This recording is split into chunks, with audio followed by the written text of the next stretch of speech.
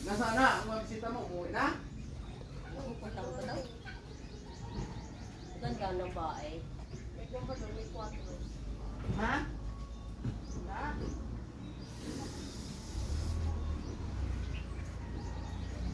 Ang ating bagong peacock. Binilhan na natin ng kasamahan yung aking peacock. So, binili natin 2. Ayan. Sana dumami na sila.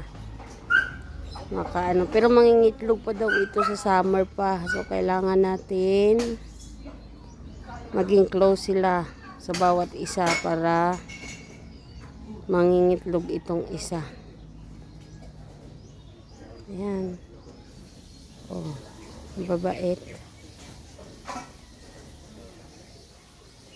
Ang bait talaga ng peacock. Uy, wag mo nang pagdasalan! Ang bait-bait talaga. Nagka-develop pa na sila. Hindi na malulungkot ang ating isang peacock at meron na siyang kasama. Ginya yun eh. Ha? Ginya. Alay. Wala man tawad lang kahit 20 lang. 10 isa. Yan. Yung ginya doon. Ginya. Ginyo. Hmm.